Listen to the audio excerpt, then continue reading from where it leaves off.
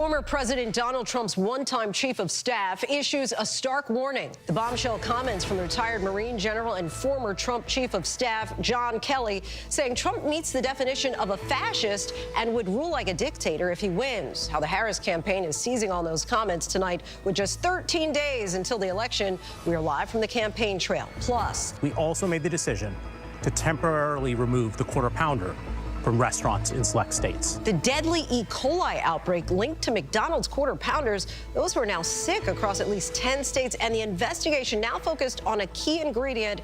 We have those details. And over the past 45 years, CEOs have made over 1,000 times more than a typical worker. The economic gap has only widened in recent years, with some historians proclaiming we are now living in a second Gilded Age. We're reporting on the economic anxiety coursing through those without enough to make ends meet as they look on to those amassing more and more. Good evening, everyone. I'm Linsey Davis. Thanks so much for streaming with us. We're following those stories and much more, including the White House confirms 3,000 North Korean soldiers now inside Russia, and they're being trained there for possible deployment to join the Russians against Ukraine.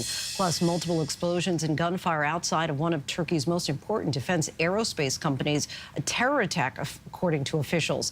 And candidates aren't just spending time on the campaign trail, they're spending billions of dollars. We take a closer look at money pouring in and out of this election cycle by the numbers. But we do begin with the sprint to the finish. The election now less than 2 weeks away, and both candidates tonight are barnstorming those key battleground states. And the vice president is out with a dire warning about former President Trump after Trump's longest-serving White House chief of staff, former General John Kelly, came forward to say that Trump fits the definition of a fascist and praised Hitler on a number of occasions.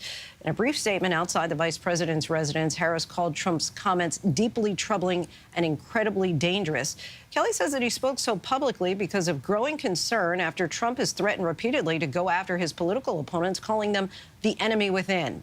At a town hall event in Georgia, Donald Trump made no mention of Kelly's comments today, but tonight, a short time ago, he responded. We have both campaigns covered for you tonight. Rachel Scott is standing by with the Trump campaign, but first, Mary Bruce leads us off with the vice president in Pennsylvania. Tonight, Vice President Kamala Harris issuing a dire warning after Donald Trump's longest-serving chief of staff, retired four-star Marine General John Kelly, told the New York Times Trump fits the definition of a fascist and that the former president has said Adolf Hitler, quote, did some good things. It is deeply troubling and incredibly dangerous that Donald Trump would invoke Adolf Hitler, the man who is responsible for the deaths of 6 million Jews and hundreds of thousands of Americans. This is a window into who Donald Trump really is, from the people who know him best, from the people who worked with him side by side in the Oval Office and in the Situation Room. Kelly telling the Times Trump repeatedly had words of praise for Hitler. He commented more than once that, you know, that Hitler did some good things too. And of course, if you know history, again, I think he's lacking in that. But if you know what Hitler was all about, it'd be pretty hard to make an argument that he did anything good. So what would you say when he said to you that Hitler did a lot of good things? Well, I tell him that. I said, you know, if you first of all, you should never say that. But if you knew what Hitler was all about from the beginning to the end, everything he did was in support of his racist, fascist life,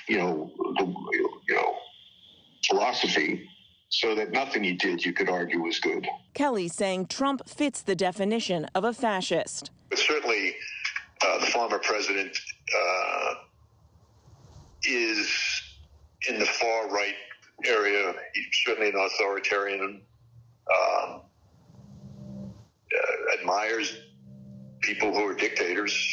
He has said that. So he certainly falls into the general definition of fascist, for sure. Kelly insisting personal loyalty means everything to Trump, that he puts it above loyalty to the Constitution, and that he has an affinity for dictators. As news of Kelly's comments broke overnight, Trump was on stage in Greensboro, North Carolina, praising authoritarian leaders like Russia's Vladimir Putin and China's Xi Jinping. He's smart. He's a smart man. He's a fierce man. I get along with him very well. Putin. These are people that are tough people. Kelly's statements, an extraordinary move from a four-star general who does not make political endorsements. But Kelly says he felt compelled to speak out after Trump threatened to use the military to go after his political opponents, describing them as the enemy within. Harris seizing on those words today. Donald Trump has repeatedly called his fellow Americans the enemy from within, and even said that he would use the United States military to go after American citizens. And let's be clear about who he considers to be the enemy from within. Anyone who refuses to bend a knee or dares to criticize him would qualify, in his mind, as the enemy within, like judges, like journalists, like nonpartisan election officials. Harris warning that if Trump returns to the White House, he won't have Kelly, the former four-star general, and other top officials from his first administration to serve as a line of defense for the nation. Donald Trump is increasingly unhinged and unstable. And in a second term, people like John Kelly would not be there to be the guardrails against his propensities and his actions. Those who once tried to stop him from pursuing his worst impulses would no longer be there, and no longer be there to rein him in. So the bottom line is this. We know what Donald Trump wants. He wants unchecked power. The question in 13 days will be, what do the American people want? What do the American people want? That's the million-dollar question. And Mary Bruce joins us now from Pennsylvania. Mary, the vice president announced a closing argument speech next Tuesday. What more do you know about that? Yeah, we've just learned that exactly 1 week out from Election Day, Harris does plan to give what's being billed as a major address, delivering that closing argument to the American people. She's going to be speaking on the Ellipse, which is the exact same site where Donald Trump addressed his supporters and urged them to march to the Capitol on January 6th. Harris will plan to use the symbolic site to argue that it's time to turn the page on Trump. Lindsay. Mary Bruce for us. Thanks so much, Mary. Former President Donald Trump responded just moments ago on social media what he's saying, and Trump today in the key battleground of Georgia asked about the issues Trump believes will help him win in this very close race, the economy and immigration. ABC's Rachel Scott reports from Georgia tonight. Tonight, the Trump campaign lashing out at retired four-star General John Kelly, saying Kelly, quote, has totally beclowned himself with these debunked stories he has fabricated. Donald Trump once had high praise for his former chief of staff. General Kelly will go down in terms of the position of chief of staff, one of the great ever. But appearing today in battleground Georgia, the former president didn't say a word about Kelly's explosive accusations. Thank you. What a beautiful place. Thank you. More than 2 million people have already cast their ballots, part of the 24 million Americans around the country who have voted early, with Election Day less than 2 weeks off. By the way, record numbers of votes are coming in, so that's supposed to be a good thing for us, and we have to make sure. Too big to rig. We want to make it too big to rig, right? Trump appearing at a town hall meeting of Christian voters, a group he is targeting hard in the final days of his campaign, fielding questions on inflation. We're going to drill, baby, drill, and that's going to bring everything down. And on the border. We talk about inflation, and it's horrible, and the economy, but you take a look at inflation, and the biggest problem to me is the border. But not a word from Trump on those comments from his former chief of staff. And as he left, he kept his distance from reporters. And Rachel Scott joins us now. Hey, Rachel, I know that Donald Trump did just respond to Kelly's statement moments ago. What's he saying? Yeah, moments ago, he posted on social media calling John Kelly a lowlife and a bad general, insisting that he completely made up that story. But Kelly now joins a long list of military leaders and former national security advisors who once worked under Donald Trump, who are now denouncing him, calling him a threat to democracy and the Constitution. That list also includes former national security advisors John Bolton, H.R. McMaster, and General Jim Mattis, who served as defense secretary. Lindsay. All right, quite a list. Rachel Scott, our thanks to you.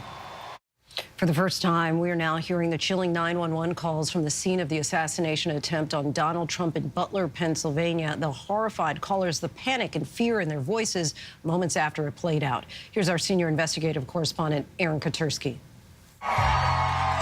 Tonight, the Trump campaign lashing out at retired four-star General John Kelly, saying Kelly, quote, has totally beclowned himself with these debunked stories he has fabricated. Donald Trump once had high praise for his former chief of staff. General Kelly will go down in terms of the position of chief of staff, one of the great ever. But appearing today in battleground Georgia, the former president didn't say a word about Kelly's explosive accusation. All right, we're going to bring you the correct package coming up. We want to move on now to the deadly E. coli outbreak linked to McDonald's. Tonight, the CDC warns the number of cases could rise.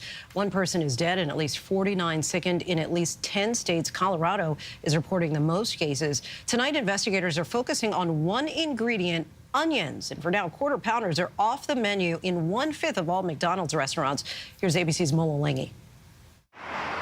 Tonight, as health officials race to find the source of the deadly E. coli outbreak linked to McDonald's quarter pounders, they say they expect the number of people affected to grow. So far, they've tracked 49 cases of E. coli across 10 states. At least one person has died, and 10 others had to be hospitalized. The FDA says slivered onions served on quarter pounders are a likely source of contamination. McDonald's pulling the entire sandwich off the menu in the affected states, about 1/5 of all restaurants. CEO Joe Erlinger trying to reassure customers. We're confident that we'll see our way through this and we'll restore confidence for the American consumer to come to McDonald's. The outbreak could be a setback for the world's largest hamburger chain that's been trying to win back customers with $5 value meals after they balked at years of rising prices. It's all about the timing of getting answers, getting a sign-off by the CDC, and making people feel comfortable that this has been addressed. McDonald's stock down about 5% today. The one death, Linsey, occurring in Mesa County, Colorado, according to public health officials here. Meanwhile, the FDA is also investigating whether these potentially contaminated onions may have also been sold and served at other businesses and other franchises around the country, Linsey. And a lot of reason for concern there. Mola, thank you. Overseas tonight, the chilling images of the deadly assault on a major defense company in Turkey, the Turkish government calling it a terror attack. Surveillance video shows two attackers, a man and a woman with backpacks armed with assault rifles, approaching the building. Multiple explosions and rounds of gunfire can be heard outside as security forces rush to the scene. Officials say 5 people were killed and 22 others injured, including special forces members who responded to the attack. The White House is now confirming 3,000 North Korean soldiers are now inside Russia and being trained there for a possible deployment to join the Russians against Ukraine. ABC's chief global affairs anchor Martha Raddatz reports. Tonight, the White House confirming that some 3,000 North Korean soldiers are inside Russia for a possible combat deployment to Ukraine. A highly concerning move the U.S. calls a sign of desperation and weakness. This video circulating online appears to show the North Koreans at a Russian training site. If their intention is to participate in this war on Russia's behalf, that is a very, very serious issue. The White House revealing today that it was early to mid-October when the North Korean soldiers traveled by ship from Wonsan, North Korea to Vladivostok, Russia, and then spread to multiple Russian military sites. Vladimir Putin has suffered extraordinary battlefield losses. More than 500,000 soldiers killed or wounded in the war with Ukraine. That he has to farm out the fighting to a foreign country, I think speaks volumes about how much his military is suffering and how uncertain he believes, how untenable he believes his situation is. The South Korean government predicts that thousands more North Korean soldiers will flow into Russia, with the White House saying that given Kim Jong-un's willingness to put skin in the game, the North Korean leader likely expects something in return. Linsey? Martha, thank you. And now we want to bring you those 911 calls from the scene of the assassination attempt on Donald Trump in Butler, Pennsylvania. Here's our senior investigative correspondent, Aaron Katersky. Take a look at what happened. Tonight, for the first time, the 911 calls from the attempted assassination of former President Trump in Butler, Pennsylvania. They just tried to kill President Trump. In the callers' voices, sheer panic. Gunshots at the Trump rally. Yep, Gunshots. the police are on the way. Well, you better get over here quick. Chaos in the crowd. We're at the Trump assembly, and there's a guy shooting. He's been shooting up the place.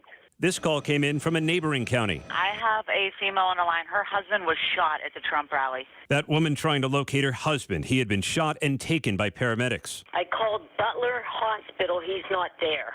They told me to call 911. The description she gave the dispatcher matches Jim Copenhaver. He and David Dutch were critically wounded. The shooting killed Corey Comprator and left Trump with a bloodied ear. Our thanks to Aaron Katursky. As the Menendez brothers make waves throughout the news cycle once again, a crucial decision about the fate of Lyle and Eric Menendez is now expected by the end of the week. The Los Angeles district attorney has signaled that his recommendation for the possible resentencing of the brothers could come by Friday. The two are currently serving life without parole for murdering their parents 35 years ago. The DA has reviewed new evidence of alleged sexual abuse in the case, and a judge will have the final say on whether they should be resentenced, retried, or simply set free.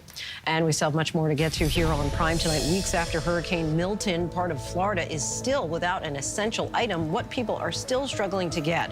But next, the Gilded Age was an era known for extreme wealth inequality, with powerful families living lavishly while unions fought for better wages. Some people believe that we could be experiencing a second Gilded Age now. In our Prime Focus, we explore the connections between our present and the once powerful figures of the past. There's no, if you don't like a particular politician, you can vote them out of office. But how do you vote Vanderbilt or Carnegie or Rockefeller out of their position? You can't.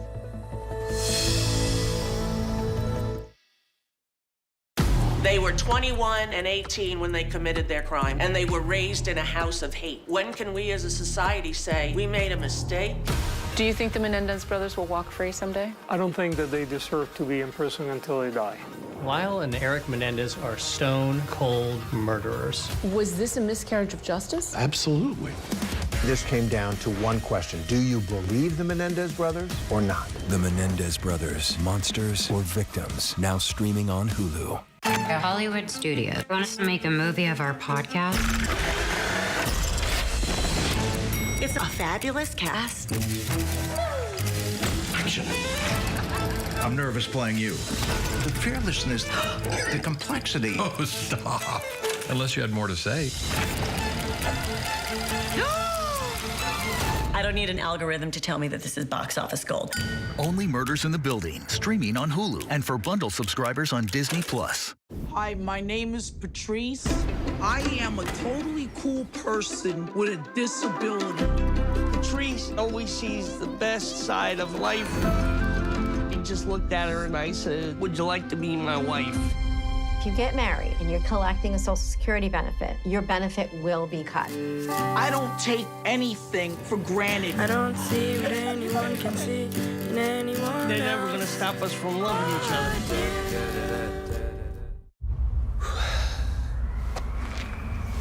3, 2, 1.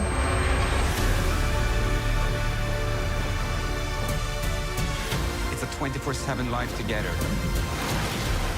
It's not about the fear or the risk. It's about the love of flying.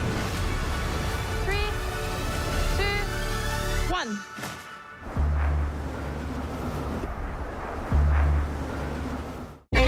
Did you kill Mary Yoder?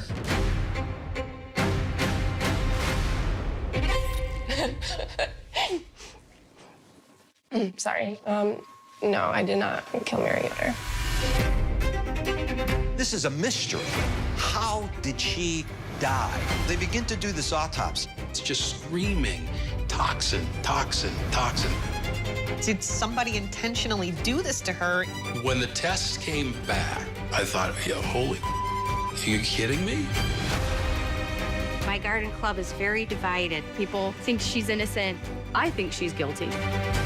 Never heard of a case like this. Maybe a thriller.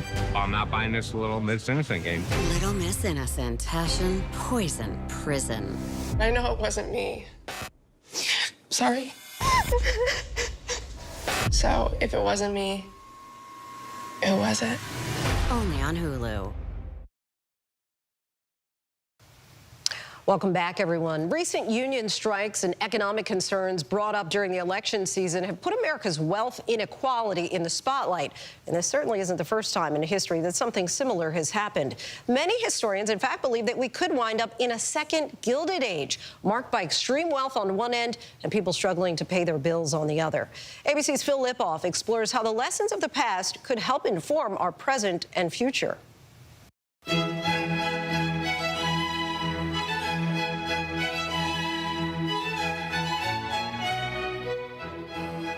The grandeur. It's called the Great Hall. The Great Hall. And it is a perfect 50 by 50 box. The opulence. 70 rooms, but that includes servants' quarters.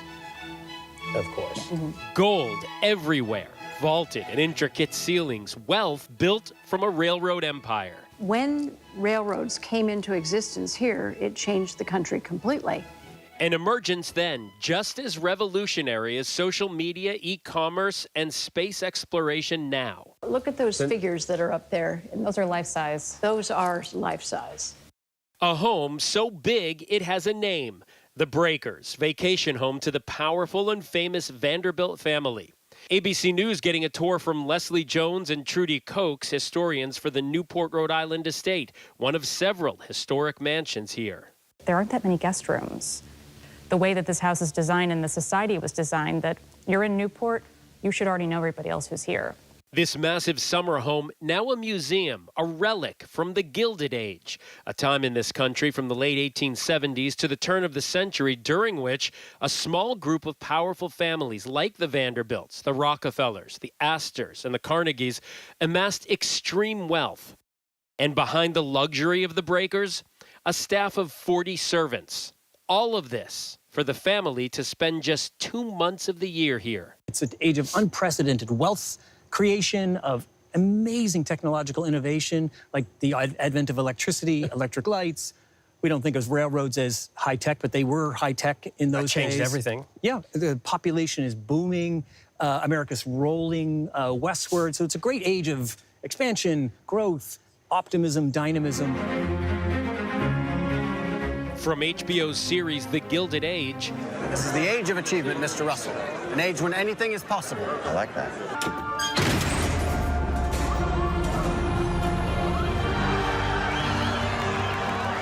To the 2022 Met Gala red carpet's Gilded Age dress code, the era and its excess still carries influence. Historian Edward O'Donnell says as much as the Gilded Age is defined by its extravagance, it's also defined by feelings of uncertainty, driven by the working class. It's a time of unprecedented social turmoil. From 1880 to 1900, there are 37,000 strikes. And there's also great turmoil about immigration, about political corruption. There's no, if you don't like a particular politician, you can vote them out of office. But how do you vote Vanderbilt or Carnegie or Rockefeller out of their position? You can't. They can shape politics, get tariff policy in their favor, get labor laws stymied. The Gilded Age is very much a time of sort of a tale of two kinds of America, one where things are going great, and at the same time, there's a lot that people saying, we seem to be heading in a really dark direction. Sound at all familiar? Unions battling big corporations? At some point, you have to say no. We're not going to take this anymore. Concerns about wealth inequality. Our economy has grown better and better for those at the very top. Anxiety over immigration. I like immigration, but they've got to come in legally. And fears the country is headed in the wrong direction.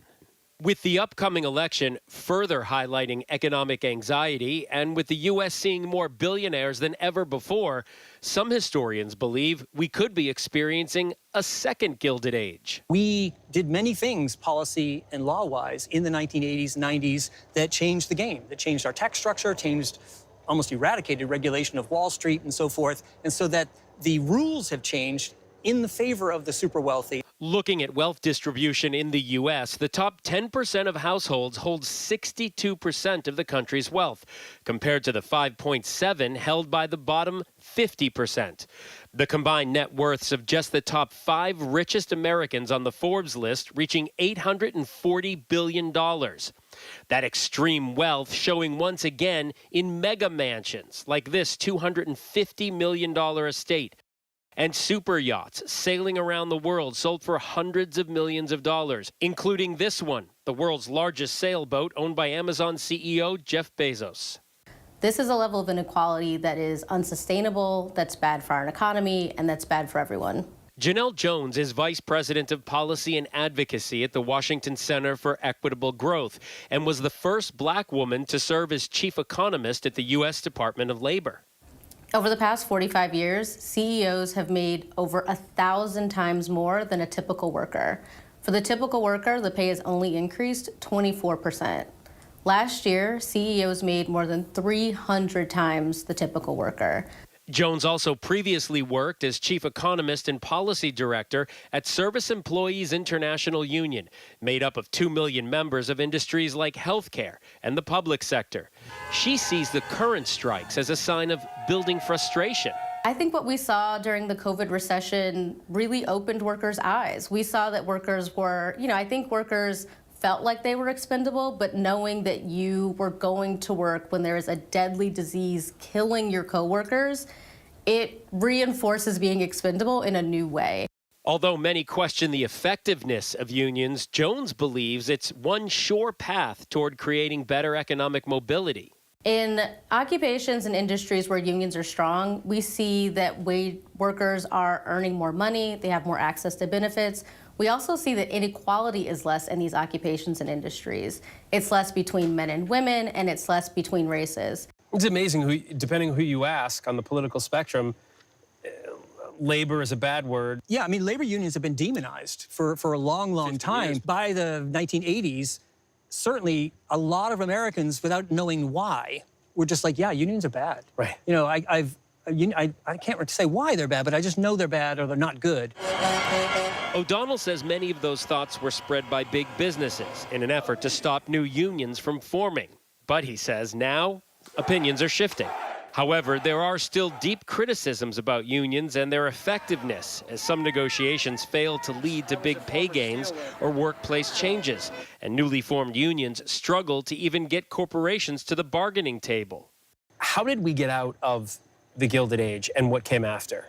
The reforms really start coming in the early 20th century, where there's a growing consensus that we need to somehow put up some guardrails, some rules about how Wall Street operates, about how trusts and corporations operate, about how workers are treated. So in the early 20th century, you see the first forms of labor law, which is, establishing shorter hours, eventually the 8-hour day, establishing workers' compensation. Jones believes the path to more wealth equality in this current age will require something similar: federal policy. After the COVID pandemic and the recession, we started to see the way that policy can make sure there's a floor for everyone. We started to see the way that it can raise living standards for everyone.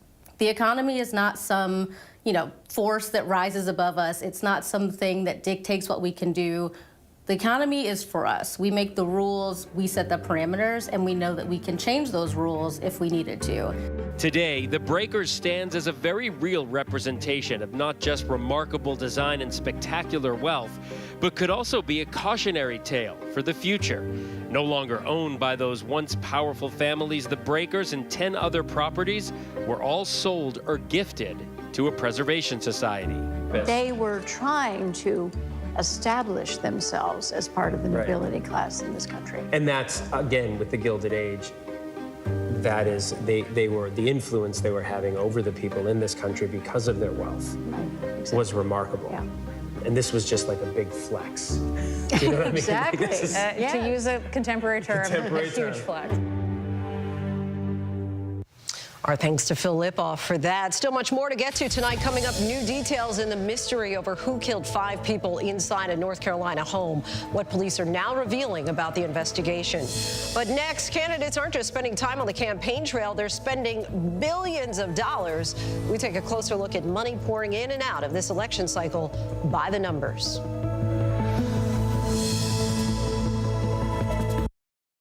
Friday night. She looked through the keyhole and saw that the person had a box of flowers. This is a true murder mystery. She was beautiful. He was older. She was black. He was white. She finds women's lingerie in their bed. It's the bra that broke the camel's back. And now, this was a huge puzzle of a case. A bombshell. piece by piece, Astonishing. it all comes tumbling down. Jackpot. All new 2020, Friday night on ABC. Yo, partner. We're not partners. I'm the detective and you are the consultant. I see you brought your baby to a crime scene. She is just spectating. You're a single mom with 3 kids pretending to be a cop. I am not pretending. I spot things that detectives miss. Still think my theory's flimsy? That big brain of hers is going to help us close a lot of cases. I'm just out here super copping. High Potential, all new Tuesdays on ABC and stream on Hulu. How many elephants have you killed? True natural beauty, one of the last of its kind. But this comes at a cost. 5 countries, 5 incredible real stories of adventure, danger, We have to go. and deceit.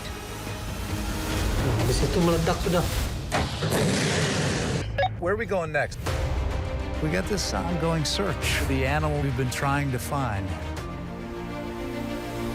These are the last lands. The national parks around the world that have to be saved.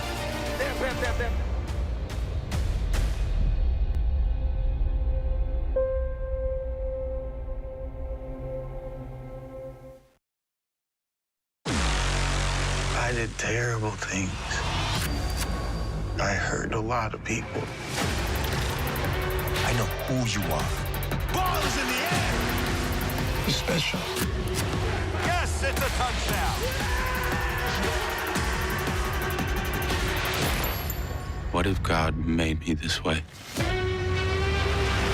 FX's American Sports Story. Aaron Hernandez. All new Tuesdays at 10 on FX. Stream on Hulu. They were 21 and 18 when they committed their crime, and they were raised in a house of hate. When can we as a society say we made a mistake? Do you think the Menendez brothers will walk free someday? I don't think that they deserve to be in prison until they die. Lyle and Eric Menendez are stone-cold murderers. Was this a miscarriage of justice? Absolutely. This came down to one question. Do you believe the Menendez brothers or not? The Menendez Brothers, Monsters or Victims, now streaming on Hulu. Tonight. Oh my God! Oh, no way. John Keona's here. What would you do? And tonight, what would you do if you saw someone stage a slip and fall for some quick cash? He squirted water down there. Oh, we would not do that. I saw you. I'll testify. Drama. I think we should break it now. What if people say it's none of your business? If I told you what I'd say, you can't record it. The question is, What would you do? tonight at 10/9 Central on ABC. Reporting from Tel Aviv, I'm Martha Raddatz. Wherever the story is, we'll take you there. You're streaming ABC News Live. Welcome back, everyone. You may not want to complain about seeing so many political ads because with less than 2 weeks to go until Election Day, you're about to see lots more of them, and many of those ads do not come cheap. Election spending is tonight's By the Numbers. All election spending, including the cost to place those ads, is expected to hit a record high $15.9 billion this year. That's according to Open Secrets, a nonpartisan nonprofit that tracks money in politics. Is that a record? No, actually. Spending was $15 billion in 2020, but controlling for inflation, spending this election cycle is about the same as it was 4 years ago. What has gone up is spending from outside groups like so-called super PACs, political action committees. Up until a few weeks ago, they had spent $2.6 billion on a variety of campaigns, not just the presidential one. But get this, through this month and until Election Day, that spending is expected to double to more than $5 billion. Outside groups know that the waning days of an election cycle are often when voters are paying attention the most. Down ballot races for Congress have become exceedingly expensive. The average candidate has raised nearly $1.4 million to fund their campaign, again, according to Open Secrets. And returning to the issue of political ads, advertisers advertisers threw more than $600 million at Google and Meta, owners of Facebook and Instagram, from early last year until August of this year. That figure is from a first-of-its-kind analysis conducted by Open Secrets, the Brennan Center, and the Wesleyan Media Project. And we still have much more ahead here on Prime tonight. If you're flying Qatar Airways anytime soon, kiss those quiet moments goodbye. The airline is now enabling video calls from 35,000 feet on some of its flights. And joining us in a moment, the actor and writer behind the new dark thriller Magpie, Daisy Ridley and Tom Bateman. Stay with us. Did you kill Mary Yoder?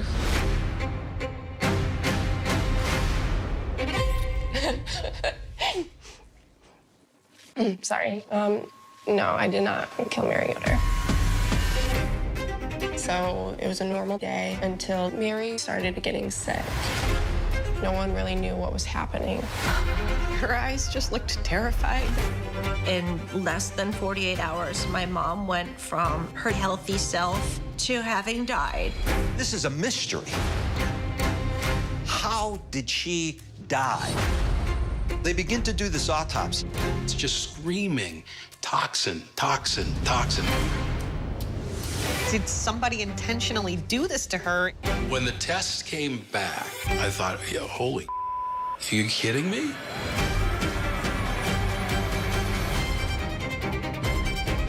I had dated Adam. I was scared of him. It changed the way I see the world. She was really afraid for her life. I do think Bill could have killed Mary. His wife died in July, and in November, he was dating his sister-in-law. There was nothing in the world that was making sense at that point. Caitlin Conley was guilty as sin. Are you okay? I'm scared. This girl thought she was smarter than everybody else. But there's another side to Caitlin Conley. Well, I'm not buying this little innocent game. Sequoia's a very small town. Everybody knows everybody. My garden club is very divided. People think she's innocent. I think she's guilty. Never heard of a case like this. Maybe a thriller. It was pure evil. We weren't quite sure what was coming next. I know it wasn't me. Sorry.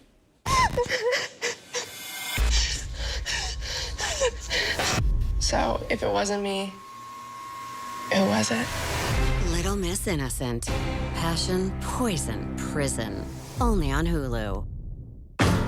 You're watching America's #1 streaming news, ABC News Live. Breaking news, exclusives, live reporting across the globe. Keep streaming with ABC News Live.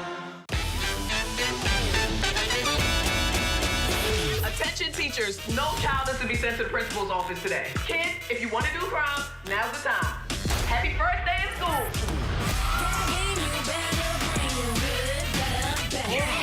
Weren't there like 4 more of these? Yeah, we were robbed. Hey, buy 3, get 1 free. I'ma call your mother on you. Bring the rest back here, boy.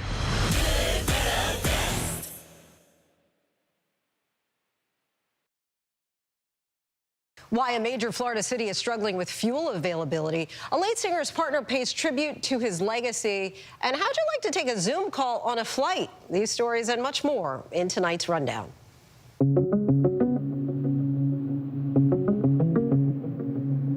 Recovery is ongoing after 2 major hurricanes made landfall in the state of Florida less than 2 weeks apart. Tampa was one of the hardest hit areas from Hurricane Milton, and Gas Buddy reports that 19% of gas stations in that area are still without gas weeks later. Statewide, Gas Buddy says just under 7% of all stations are still without gas. The fuel outages prompted Governor Ron DeSantis to set up free distribution sites after the storms. Officials in North Carolina announced indictments against 2 men in the deaths of 5 people in a home last year. A federal grand jury returned drug distribution and robbery charges against Robert Williams and Derek George from the Sampson County killings in October 2023. The pair were also charged with possession of a firearm in furtherance of a drug trafficking crime, with the superseding indictment claiming the firearm was discharged, resulting in the murders. If convicted, Williams and George could face punishment punishment up to and including the death penalty. The girlfriend of Liam Payne paid tribute to the late singer a week after his death. Kate Cassidy posted a series of photos of her and Liam, along with the message revealing that Liam had expressed hope that the couple would be married within a year. Cassidy also said in the post that Payne would always be with her and that she gained a guardian angel. The sports world paying tribute to Dodgers legend Fernando Valenzuela, passing away at age 63. The larger-than-life pitcher took baseball by storm in 1981, helping lead the team to the World Series in his rookie year. The lefty from Mexico going on to take home the Cy Young and Rookie of the Year awards, the only player to ever do so. Valenzuela pitched in the major leagues for 17 seasons, 11 with the Dodgers. El Toro, as he was known, moved to the Dodgers broadcast booth after he retired as part of the Spanish language team. Qatar Airways is allowing video calls, including Zoom and FaceTime, on its aircraft. The airline rolling out Elon Musk's Starlink internet on its flights, with the CEO of Qatar Airways testing a video call with Musk from 35,000 feet. Starlink will also allow passengers to stream Netflix and Hulu in addition to the video calls. History tonight. A moment 20 years in the making. In the Los Angeles Lakers opening game of the NBA season, LeBron James took to the court at the end of the first half, along with his son, Lakers rookie Ronnie James. It's the first time a father and son have taken the court together during an NBA game. The two appeared together for just under 3 minutes in a game fittingly won by the Lakers. Tonight, with the election less than 2 weeks away, we want to highlight some of the races that may ultimately help determine the balance of power in Congress. And tonight, we are taking you to Maryland, where an anti-Trump Republican is hoping to shock the world and win a seat in the U.S. Senate. We spent some time with former Governor Larry Hogan to kick off our Race to November series. He showed us how to eat the food that's practically synonymous with the state of Maryland. Virginia's for lovers, but Maryland is for crabs.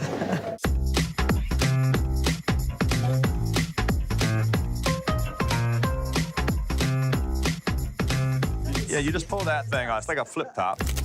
You go like this. There you go. This is delicious. With just days until the election, the claws are out. Governor, how are you? Linsey, how are you? Good to see you. It's good to see you, too. We're going to eat some crabs, That sounds good to me. All right. Larry Hogan grew up on blue crabs in the deep blue state of Maryland. Governor Hogan, the voice of reason. Well, that's what I try to be. And while Democrats outnumber Republicans 2-1 in Maryland, Together, we did it.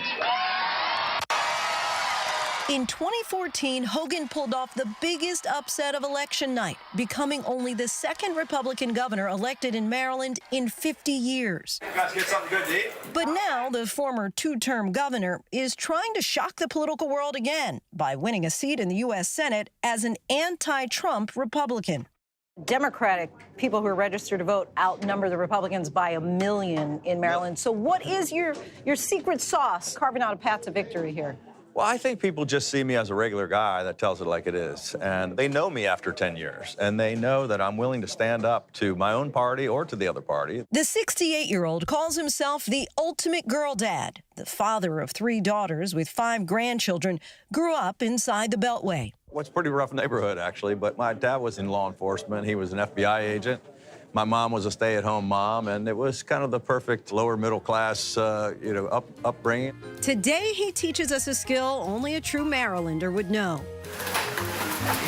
The proper way to crack a crab.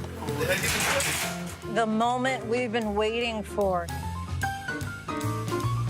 Maryland crabs are the best. Blue crab. Maryland blue crabs out of the Chesapeake Bay. I don't know the technique. First part is you pull this. This looks like the Washington Monument. You just... Oh, it does. Yeah, you just pull that thing off. It's like a flip top, and this entire top just sort of comes off. Okay. It's like a convertible. Let's see if I can get it. There we go. There you go. All right. These are devil's fingers, they call it. They're the lungs, and you want to get rid of those. Okay. And then crack it in half. All right. Well, here you go. I'm going to give that to you. Oh, wow, what a gentleman. What a gentleman. All right. You're going to like it. This is delicious. Isn't it good? Hogan says he's fed up with politics as usual. The mallet is only good for the claws. And that's it? And That's then it should go like that. He says Marylanders know firsthand he's a fighter. Oh, that's good. That is good. It was such a shock, really, for the political world. When you won and became governor, 5 months later, you get this diagnosis that you have this aggressive form of cancer. I did 6 months of 24-hour-a-day chemotherapy in and out of the hospital and governed the state from my hospital bed. It was a challenge, but it made me more empathetic, I think, and we pushed a cancer moonshot initiative, and I built the new cancer center in Prince George's County and one in Baltimore and invested $230 million in cancer research. I've read that Tim McGraw's Live Like You're Dying became popular. It talks about making the most out of every day you have and enjoying life. It became like my theme song. I'm in the worst part of the chemo, all my hair is falling out, my head is swollen and can barely walk. And Tim McGraw is doing a benefit for University of Maryland Children's Hospital Center. Someday I hope you get the chance to live like you were dying. Last song of the night, Tim McGraw points at me and says, this song goes out to the governor. He's a good man fighting a tough fight. But even cancer didn't weaken Hogan's political ambitions. This is absolutely amazing. In 2018, he became the first Republican governor to win a second term in Maryland since 1954. May God bless the great state of Maryland and the United States of America. Hogan considers himself a maverick, a quality he suggests runs in his blood. No man, not even the President of the United States, is above the law. I learned a lot about integrity and public service from my dad. He was the first Republican on the House Judiciary Committee to come out for Nixon's impeachment. And I saw that, you know, he was willing to put country over party and to make a tough choice, but he did what he thought was right. And I feel like history does repeat itself because I've been standing up in a similar kind of way. Similarly, Hogan believes rejecting Donald Trump's endorsement is the right thing to do. I'm about the party and I'm about the country, and I would like to see him win. So you're endorsing him? Well, nobody's asked me that, but essentially I would be endorsing him. You've said, I don't want the endorsement. Well, I never had any interest in his endorsement. And in this state, I've got to get the folks that are voting for Donald Trump, there aren't that many of them. He's losing by 30 points. But I've got to get them to know that I'm still going to be the same guy that they voted for. We've heard just from some Maryland registered voters here who say, look, I like Larry Hogan, but I'm concerned about giving the Senate to the Republicans. You may be that deciding factor. Why not run as an independent? A question his opponent Angela Alsobrooks posed in their debate.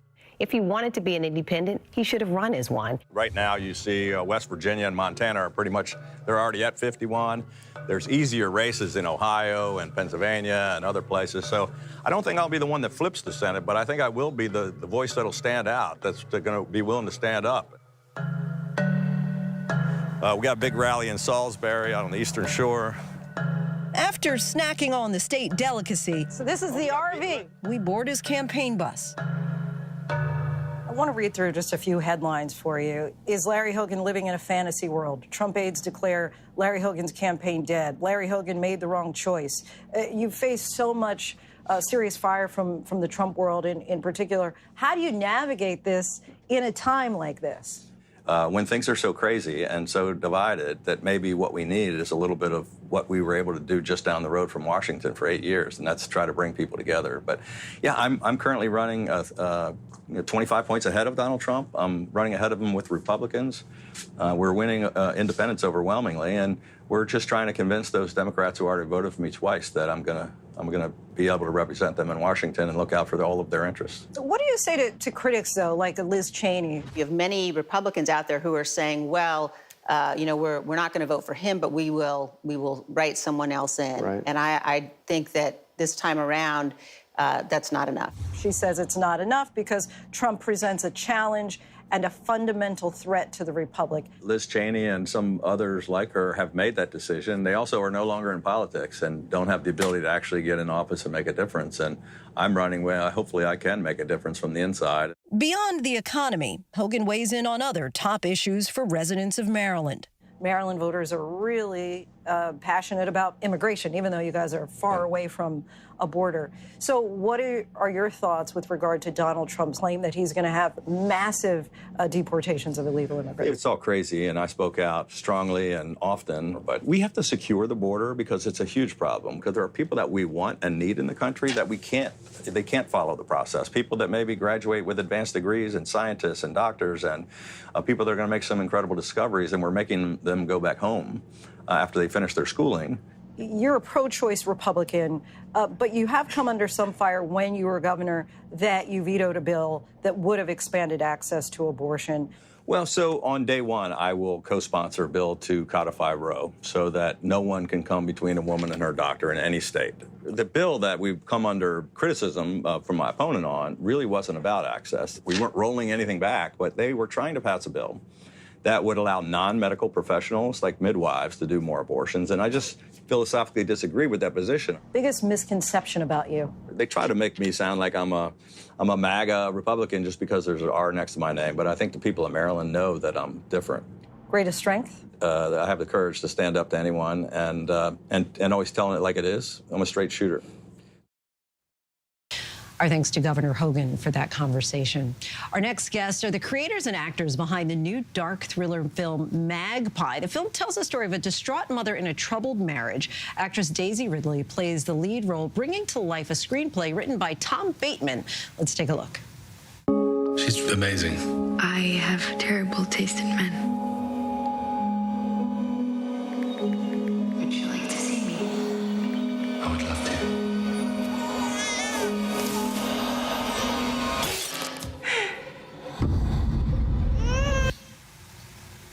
Riveting. Daisy Ridley and Tom Bateman, thank you both so much for joining us today. Thank you for having us. So equally thrilling as it is relatable, I think it's the ups and downs of motherhood and marriage that anybody can really identify with. Give us a sense of just the inspiration behind the screenplay.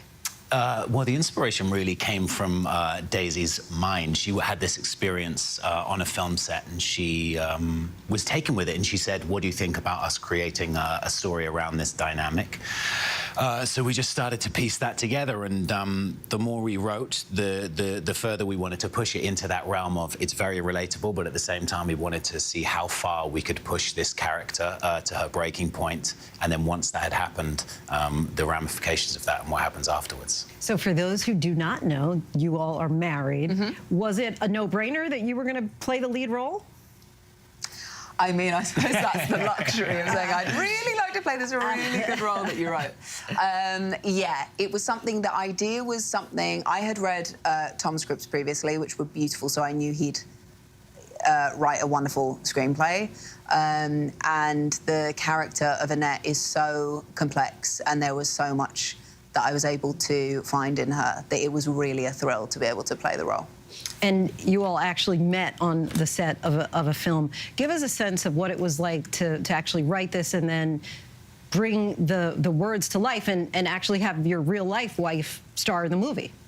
It was incredible. As Daisy said, she'd read my writing before, but this is the first of my films that's actually been created and made.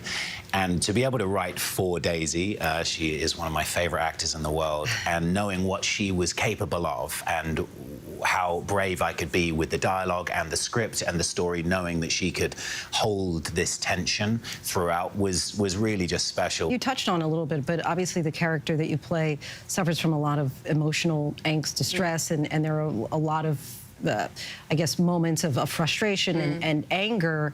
What was the most difficult aspect of portraying her? I think it probably wasn't the most difficult aspect of portraying her, but something I really wanted to make sure was that she is not suffering because of her children. And so Kate Solomon, who we produced it with, has 3 children, and I'm not a mother. So that was a constant check-in of, I just really want to make sure that the relationship is causing her a lot of angst, and her isolation is causing her a lot of angst, but it's not the children. It's just that she really doesn't have a support system. And you talk about how she doesn't have a support system. She does have a husband. She does. But there is this really incredible tension that you all are able to create. How, because we often hear about the chemistry between actors, and so how do you actually play off of a tension between two people? Well, it's interesting because Tom and Shaz have been friends for a long time. So when we were talking about who might play Ben, he was someone that came to mind. We needed someone that could be utterly charming and wonderful, because you have to understand why him and Annette are still in this relationship. You have to understand what she had seen in him. But also, he has a turn and he has an emotional journey that shows many, many, many layers there that he had to uncover. Yeah, I don't know how we were able to. It was just a real, I suppose, believable relationship and a believable moment in a relationship where you go, yeah, we could carry on like this for a little while longer, until his character Ben does something that is too far and Annette is pushed too far. Well, this is your first working together in this capacity. Will there be more? Oh, yeah. Oh, yes. Okay. Yeah, There's many things we're cooking. already cooking, yeah. Daisy actually just read a second draft of something I've given her. A little bit of a similar one. Daisy came to me with another idea and said, what do you think about this?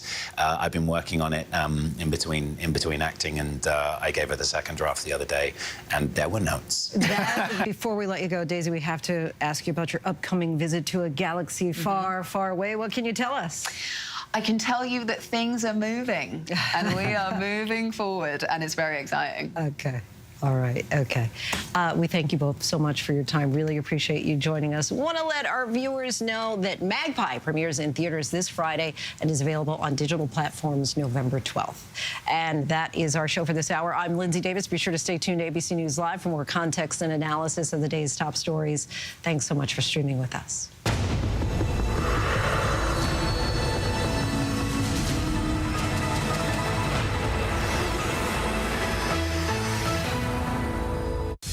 Coming up in the next hour, the mass protest on the streets of Hungary, and robots. They aren't just scary, the one lending a helping hand to a world-class symphony.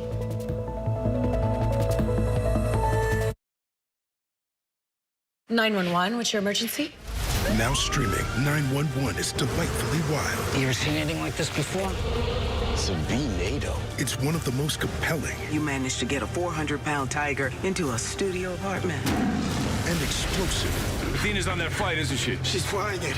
Shows on television. I love you. Tell me in person. 911, Thursdays on ABC and stream on Hulu. Hollywood Studios want us to make a movie of our podcast. It's a fabulous cast. Action. I'm nervous playing you. The fearlessness, the complexity. Oh, stop. Unless you had more to say. I don't need an algorithm to tell me that this is box office gold. Only Murders in the Building, streaming on Hulu and for bundle subscribers on Disney+. Wednesday night. Oh my God.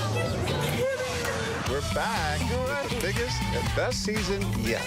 Oh, no way. John Fiona's here. What would you do? Here we go. So the question is, what would you do? You see somebody in trouble, try to help. Can I give you a hug? Is that okay? You have tears in your eyes. Thank you for standing up for us. Oh my God! Look at John! It's what would you do? I'm on it, girl. now on Wednesday nights on ABC. Trick or treat! When I flick this switch, there'll be a horrible noise and a terrible odor. Will it hurt? Pain like you've never known. Oh! Seems risky. I am much satisfied. What? You scared? This is happiness. We love Halloween. Got me. He's a bit silly. Turning the machine off! Do you feel good? What does it take to be the most watched newscast in America? An operation to capture ISIS fighters. Is this our Combat Operations Center? We're approaching the gate now. Militants came in from 4 or 5 different directions. Operational nuclear reactor. So you have a couple loaded and ready to go. The house is destroyed, but the flag, there's not a tear in it. Not a tear in it. How important is this label right here, Made in the USA? Look at your smile. You're proud of this. I love this. Great work. Hi. Where are you? Where are you? Appreciate you. Thank you, David. Good to meet you. Ismail? David. David. Yes, yes. I'm David Muir. I know who you are. You I watch do? you every night. ABC's World News Tonight with David Muir is America's most watched newscast. Reporting from Monterey Park, California, I'm Robin Roberts. Wherever the story is, we're going to take you there. You're streaming ABC News Live. Good evening, everyone. This is ABC News Live Prime. I'm Linsey Davis. Thanks so much for streaming with us. We have a lot of news to get to this evening, but we do begin with the sprint to the finish. The election now less than 2 weeks away, and both candidates tonight are barnstorming those key battleground states. The vice president is out with a dire warning about former President Trump after Trump's longest-serving White House chief of staff, former General John Kelly, came forward to say that Trump fits the definition of a fascist and praised Hitler on a number of occasions. In a brief statement outside the vice president's residence, Harris called Trump's comments deeply troubling and incredibly dangerous. Kelly says he spoke out publicly because of concerns after Trump has threatened repeatedly to go after his political opponents, calling them the enemy within. At a town hall event in Georgia, Donald Trump made no mention of Kelly's comments today, but tonight, a short time ago, he responded. We have both campaigns covered tonight. Rachel Scott is standing by with the Trump campaign. But first, Mary Bruce leads us off with the vice president in Pennsylvania. Tonight, Vice President Kamala Harris issuing a dire warning after Donald Trump's longest-serving chief of staff, retired four-star Marine General John Kelly, told the New York Times Trump fits the definition of a fascist and that the former president has said Adolf Hitler, quote, did some good things. It is deeply troubling and incredibly dangerous that Donald Trump would invoke Adolf Hitler, the man who is responsible for the deaths of 6 million Jews and hundreds of thousands of Americans. This is a window into who Donald Trump really is, from the people who know him best, from the people who worked with him side by side in the Oval Office and in the Situation Room. Kelly telling the Times Trump repeatedly had words of praise for Hitler. He commented more than once that, that Hitler did some good things too. And of course, if you know history, again, I think he's lacking in that. But if you know what Hitler was all about, it'd be pretty hard to make an argument that he did anything good. So what would you say when he said to you that Hitler did a lot of good things? Well, I tell him that. I said, sir, first of all, you should never say that. But if you knew what Hitler was all about from the beginning to the end, everything he did was in support of his racist, fascist life, philosophy, so that nothing he did you could argue was good. Kelly saying Trump fits the definition of a fascist. But certainly, the former president is in the far right area. He's certainly an authoritarian. Admires people who are dictators. He has said that.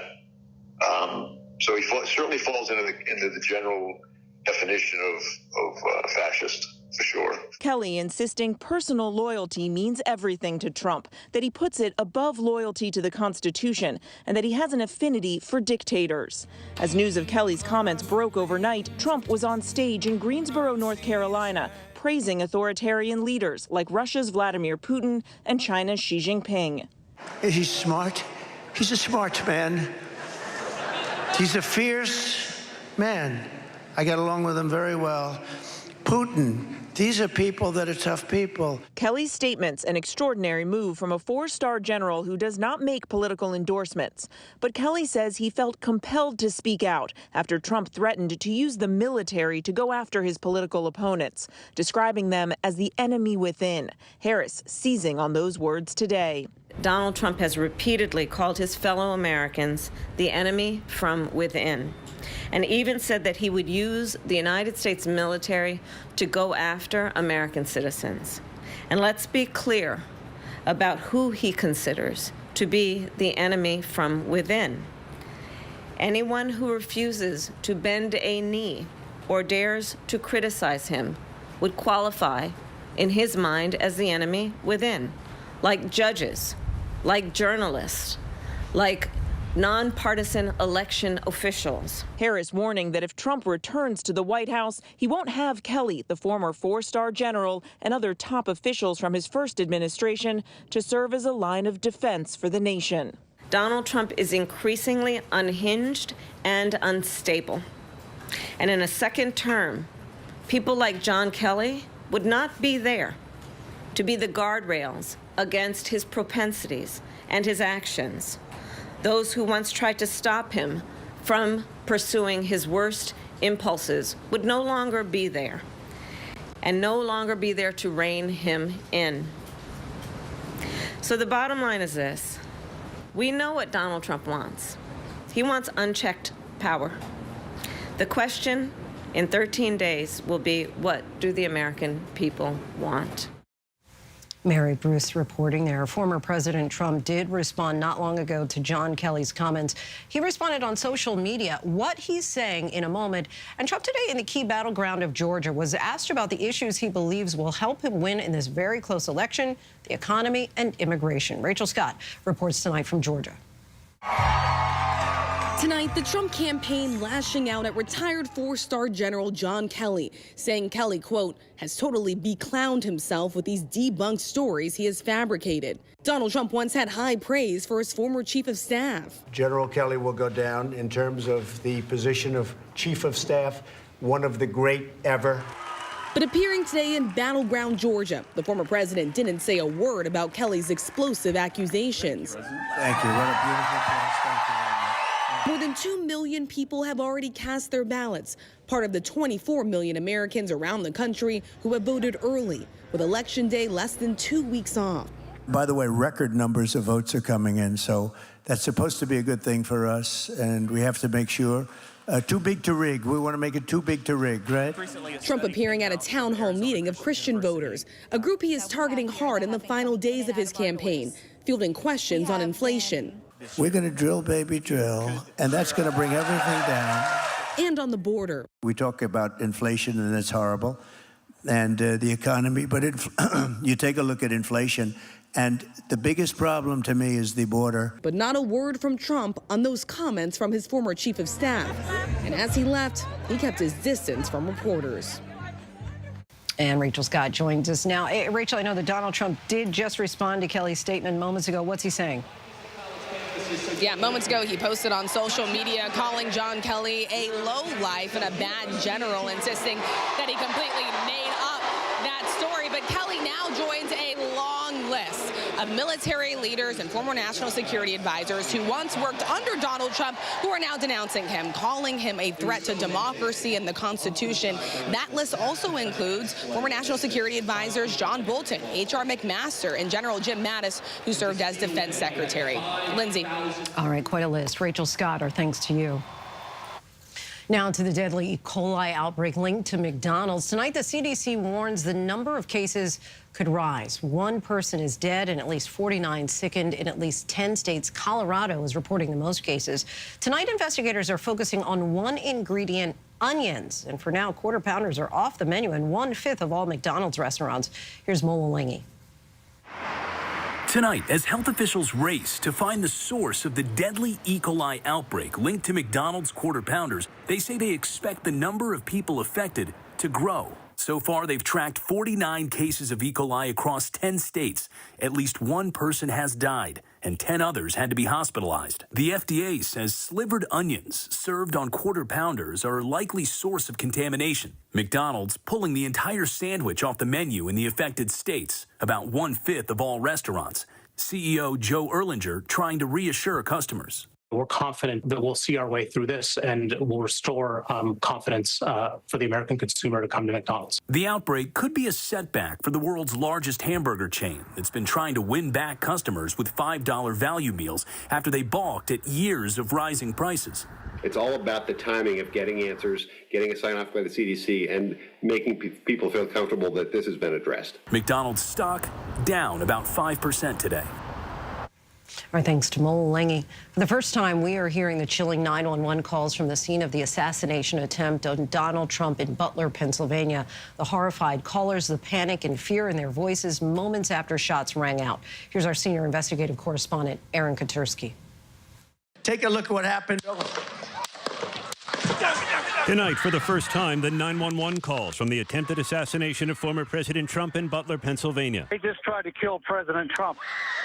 In the callers' voices, sheer panic. Gunshots at the Trump rally. Yep, Gunshots. the police are on the way. Well, you better get over here quick. Chaos in the crowd. We are at the Trump assembly, and there's a guy shooting.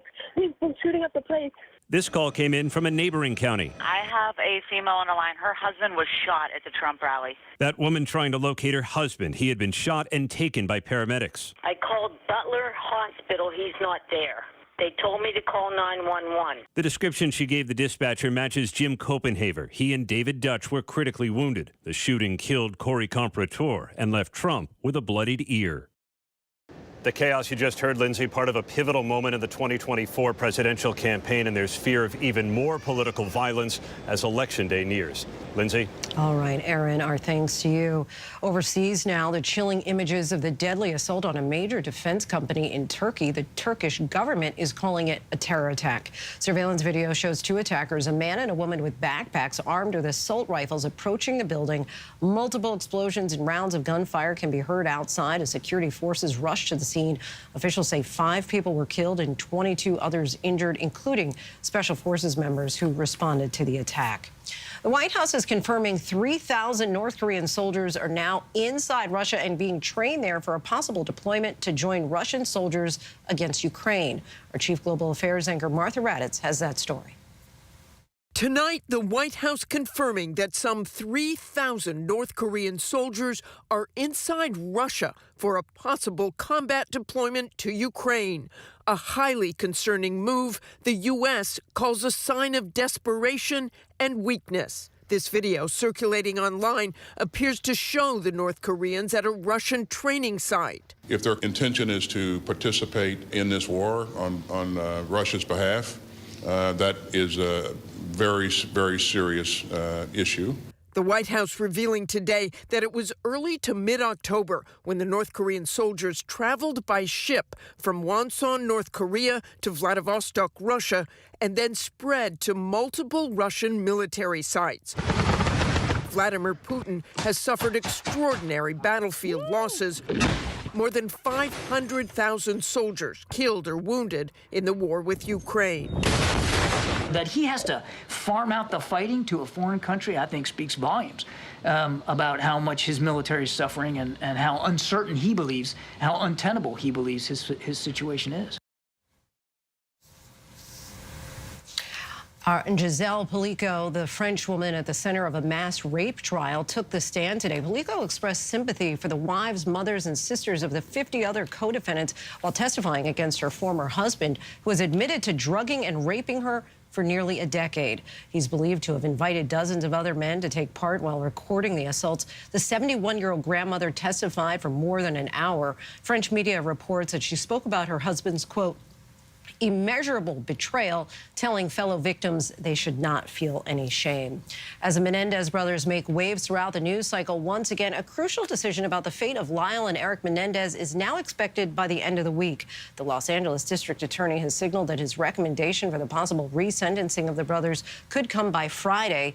The two are currently serving life without parole for murdering their parents 35 years ago. The DA has reviewed new evidence of alleged sexual abuse in the case, and a judge will have the final say on whether they should be resentenced, retried, or set free.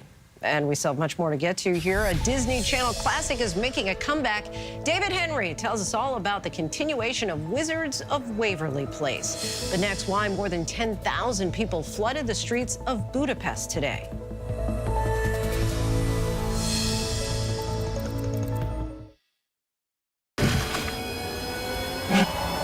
How many elephants have you killed? True natural beauty, one of the last of its kind. But this comes at a cost. 5 countries, 5 incredible real stories of adventure, danger, We have to go. and deceit.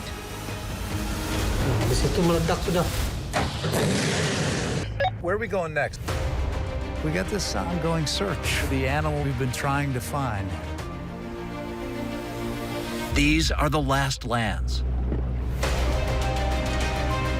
The national parks around the world that have to be saved. There.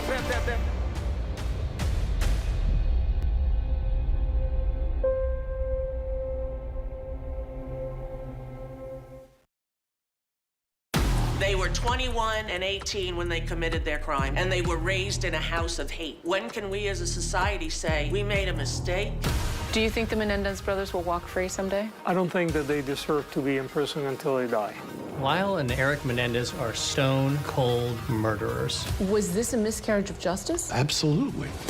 This came down to one question. Do you believe the Menendez brothers or not? The Menendez brothers, monsters or victims, now streaming on Hulu. This ship is heaven. There should be no guilt on a pleasure cruise. Doctor, it's your job to keep everybody alive. No pulse. She's in VFib. 1, 2, 3. Clear. I have a pulse. You're gonna be okay.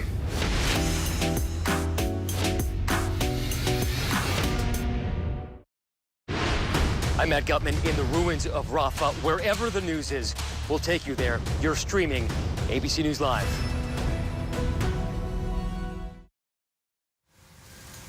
Welcome back. We're tracking several headlines around the world. More than 10,000 Hungarian citizens opposing that country's increasingly authoritarian Prime Minister Viktor Orban flooded the streets of Budapest today, waving flags to honor the anniversary of the 1956 anti-Soviet uprising. Orban is facing a serious threat to his 14-year rule, with elections expected in the next year and a half. Orban with a wild allegation today, saying the executive of the European Union is trying to overthrow him. Vladimir Putin was all smiles, meeting for the second day with members of his so-called BRICS alliance. Putin glad-handing with many of the world's other authoritarian leaders like China's Xi Jinping, Venezuela's Nicolas Maduro, and Belarusian President Alexander Lukashenko.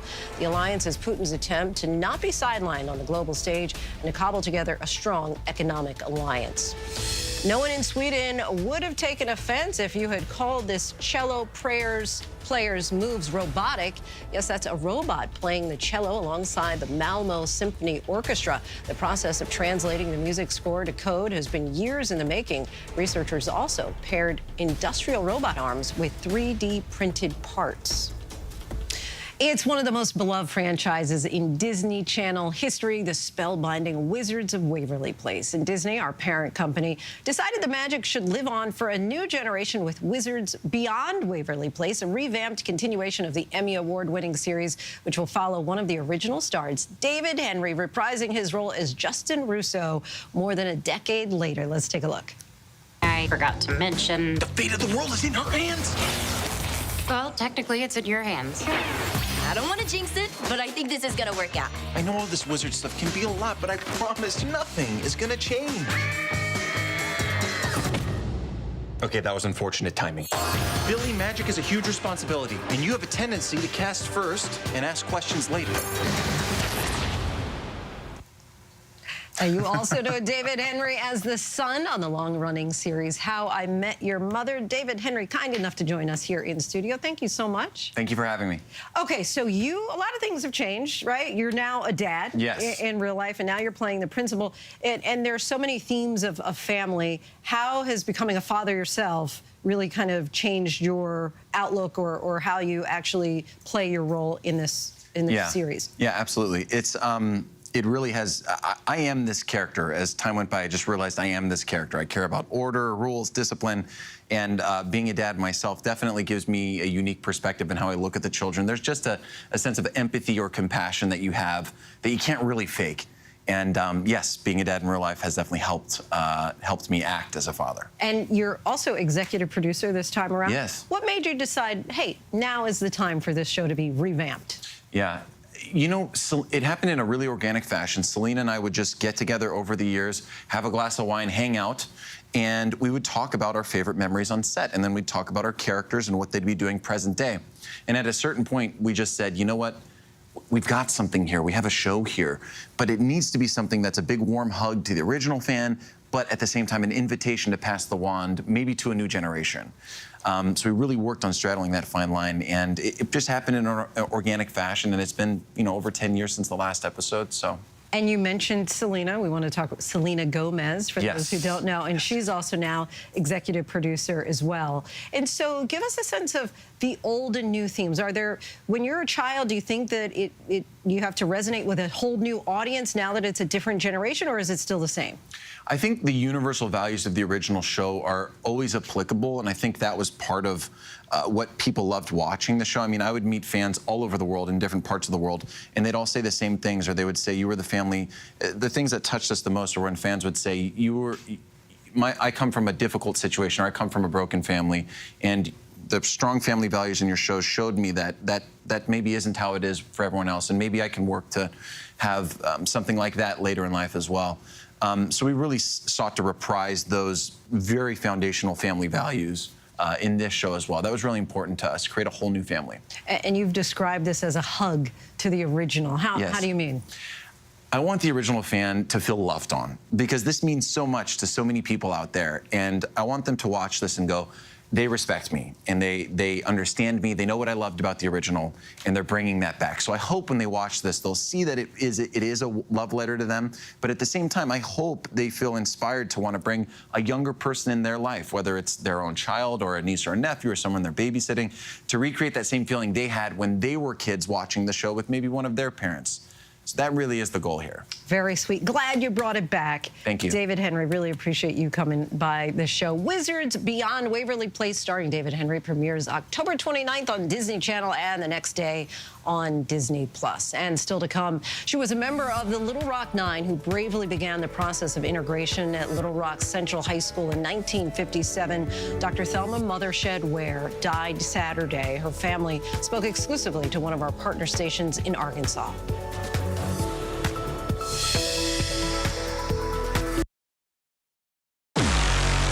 I did terrible things. I hurt a lot of people. I know who you are. Ball is in the air. You're special. Yes, it's a touchdown. What if God made me this way? FX's American Sports Story. Aaron Hernandez. All new Tuesdays at 10 on FX. Stream on Hulu. When you're 61 years old, you have very few opportunities to change your life. This time, I have to be ready. This is about everybody like me. I see a future, which is not what I felt like for a really long time. I don't feel invisible now.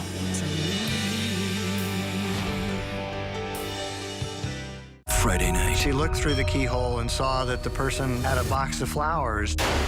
This is a true murder mystery. She was beautiful. He was older. She was black. He was white. She finds women's lingerie in their bed. It's the bra that broke the camel's back. And now, This was a huge puzzle of a case. A bombshell. piece by piece, Astonishing. it all comes tumbling down. Jackpot. All new 2020, Friday night on ABC. America's #1 most watched daytime talk show is ABC's The View. You all heard it here first. I love it. I'm there for it. Hot topics, political views. That's what we're about. Voices that matter. It all goes down right here. That's why it's called the what? The View. I love it. I'm all in. Second that. This is going to be must-see TV, and so much could happen. Trick or treat! When I flick this switch, there'll be a horrible noise and a terrible odor. Will it hurt? Pain like you've never known. Seems risky. I am much satisfied. What? You scared? This is happiness. We love Halloween. Got me. He's a bit silly. Turning the machine off. Do you feel good? Since I was 16, playing live has been a deep and lasting part of who I am. Can't disappoint the fans. And how I justify my existence here on Earth. Born Born more than 83 years ago in Bloomberg, Texas, Dr. Thelma Mothershed Ware, along with 8 other courageous African-American students, integrated Little Rock Central High School in 1957. She died on Saturday, and her family spoke exclusively to reporter Daniela DeHogany at our Little Rock partner station KATV about the enduring civil rights legacy she leaves behind.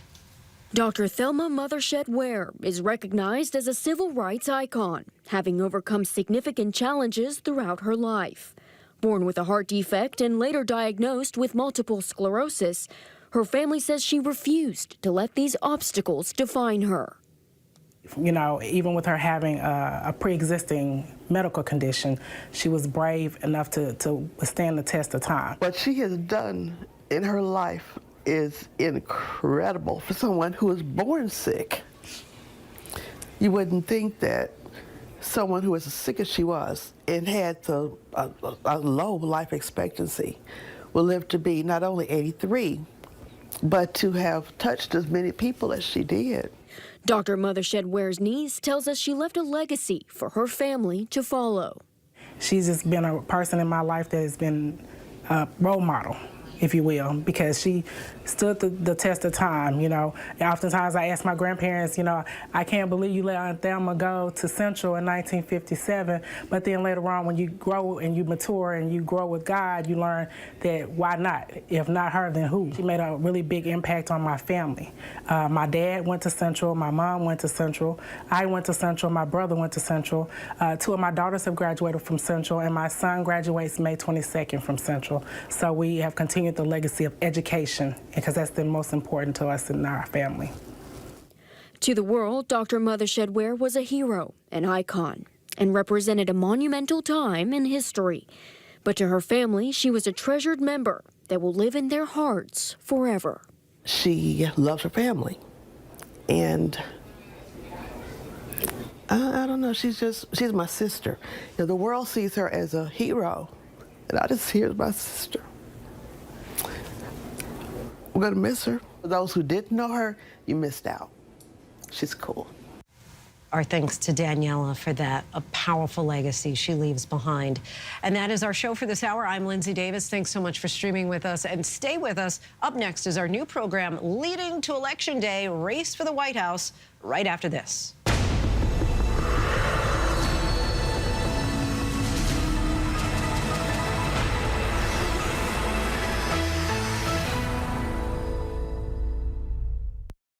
Hi, my name is Patrice. I am a totally cool person with a disability. Patrice always sees the best side of life. I just looked at her and I said, would you like to be my wife? If you get married and you're collecting a Social Security benefit, your benefit will be cut. I don't take anything for granted. I don't see what anyone can see in anyone. They're never gonna stop us from loving each other. Whenever, wherever news breaks, it's so important to always remember that lives are changed. Here in London, in Buffalo, Uvalde, Texas, Edinburgh, Scotland. Reporting from Rolling Fork, Mississippi. Ukrainian refugees here in Warsaw. We're heading to a small community outside of Mexico City. Getting you behind the stories as they happen. ABC News Live Prime. We'll take you there. Stream ABC News Live weeknights wherever you stream your news. Only on ABC News Live. How many elephants have you killed? True natural beauty, one of the last of its kind. But this comes at a cost. 5 countries, 5 incredible real stories of adventure, danger, We have to go. and deceit.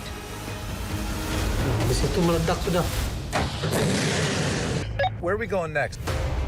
We got this ongoing search for the animal we've been trying to find. These are the last lands. The national parks around the world that have to be saved. There.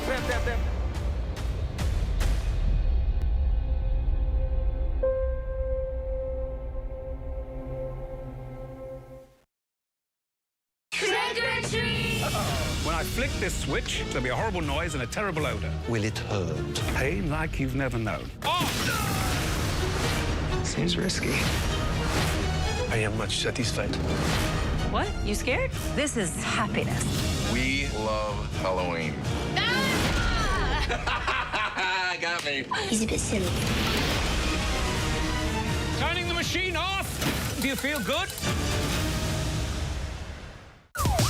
Yo, partner. We're not partners. I'm the detective and you are the consultant. I see you brought your baby to a crime scene. She is just spectating. You're a single mom with 3 kids pretending to be a cop. I am not pretending. I spot things that detectives miss. Still think my theory's flimsy? That big brain of hers is going to help us close out a lot of cases. I'm just out here super copping. High Potential, all new Tuesdays on ABC and stream on Hulu. I'm Jacqueline Lee on the red carpet for the 76th Primetime Emmy Awards. Wherever the story is, we'll take you there. You're streaming ABC News Live.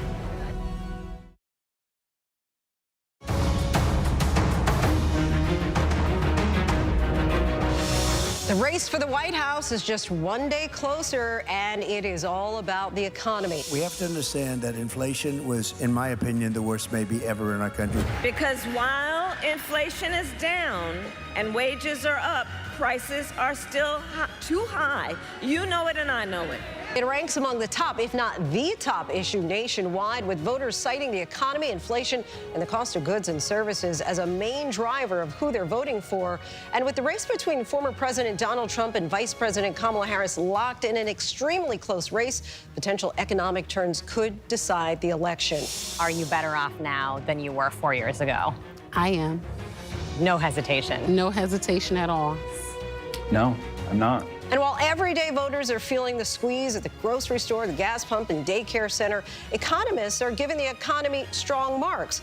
But what's behind one of the biggest divides between where the economy is and what voters actually feel? And how could either candidate use it to their benefit with just 13 more days to go until Election Day? There's never been anything like it in the history of the country. I don't think there's been anything like it even in the history of the world. And America is ready to chart a new way forward.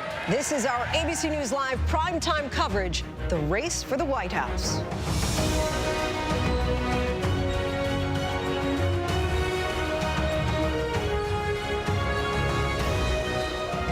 Good evening, everyone. I'm Linsey Davis. Thank you so much for streaming with us on this edition of Race for the White House, where we'll be covering every political twist and turn leading up to Election Day. Tonight, with just 13 days to go, a massive war of words between former President Trump and his former chief of staff, John Kelly, after Kelly, in an interview with the New York Times, came forward to say Trump fits the, quote, definition of a fascist who praised Hitler on a number of occasions.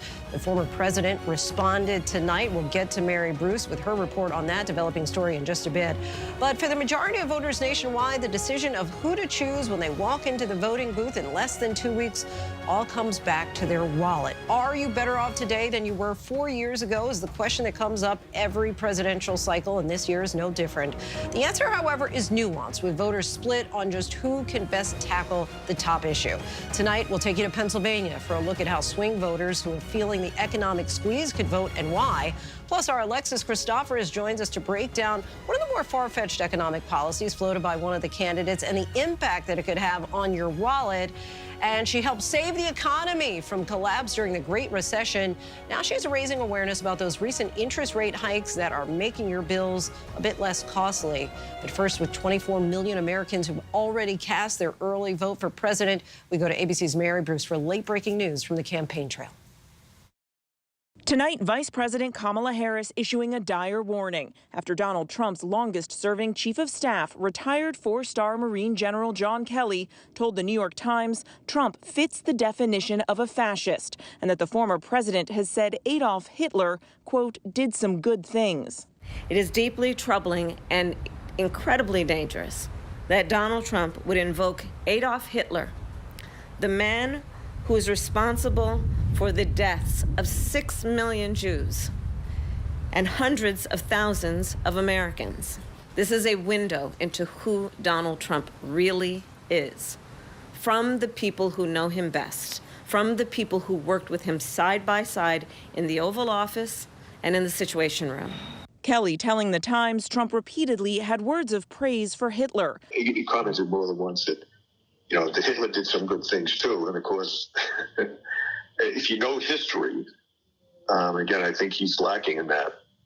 But if you know what Hitler was all about, it'd be pretty hard to make an argument that he did anything good. So what would you say when he said to you that Hitler did a lot of good things? Well, I tell him that. I said, sir, first of all, you should never say that.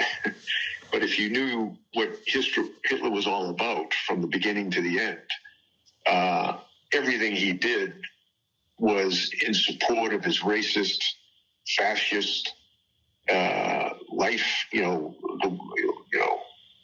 philosophy, so that nothing he did you could argue was good. Kelly saying Trump fits the definition of a fascist. But certainly, the former president is in the far right area. He's certainly an authoritarian. Admires people who are dictators. He has said that. So he certainly falls into the general definition of fascist, for sure. Kelly insisting personal loyalty means everything to Trump, that he puts it above loyalty to the Constitution, and that he has an affinity for dictators. As news of Kelly's comments broke overnight, Trump was on stage in Greensboro, North Carolina, praising authoritarian leaders like Russia's Vladimir Putin and China's Xi Jinping. He's smart. He's a smart man. He's a fierce man. I get along with him very well. Putin, these are people that are tough people. Kelly's statements, an extraordinary move from a four-star general who does not make political endorsements. But Kelly says he felt compelled to speak out after Trump threatened to use the military to go after his political opponents, describing them as the enemy within. Harris seizing on those words today. Donald Trump has repeatedly called his fellow Americans the enemy from within, and even said that he would use the United States military to go after American citizens. And let's be clear about who he considers to be the enemy from within. Anyone who refuses to bend a knee or dares to criticize him would qualify, in his mind, as the enemy within, like judges, like journalists, like nonpartisan election officials. Harris warning that if Trump returns to the White House, he won't have Kelly, the former four-star general, and other top officials from his first administration to serve as a line of defense for the nation. Donald Trump is increasingly unhinged and unstable. And in a second term, people like John Kelly would not be there to be the guardrails against his propensities and his actions. Those who once tried to stop him from pursuing his worst impulses would no longer be there, and no longer be there to rein him in. So the bottom line is this. We know what Donald Trump wants. He wants unchecked power. The question in 13 days will be, what do the American people want? What do the American voters want? Mary Bruce joins us now from Pennsylvania, and the vice president announced a closing argument speech next Tuesday. What more can you tell us about that?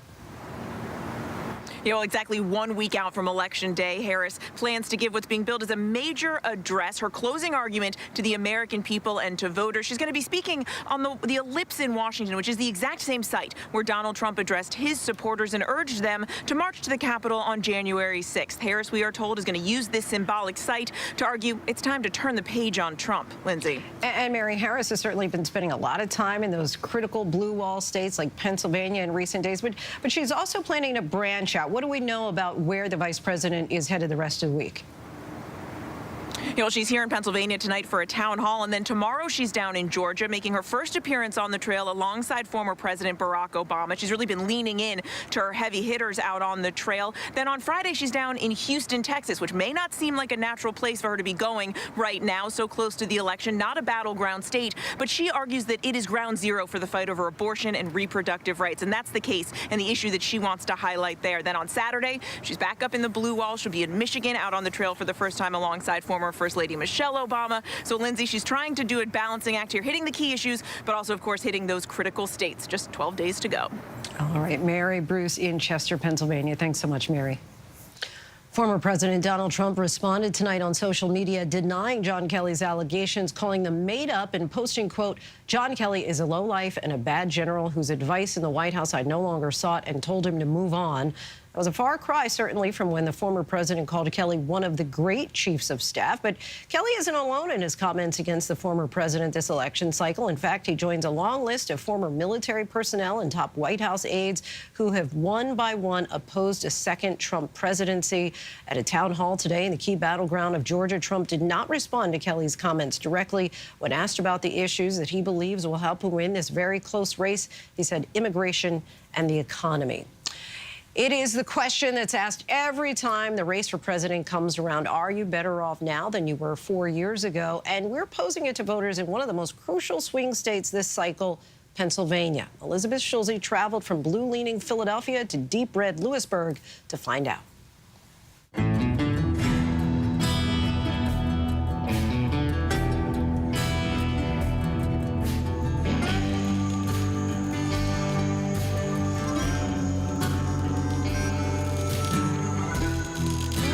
We're just a small family of 3. Do you want to put out some Cheez-Its?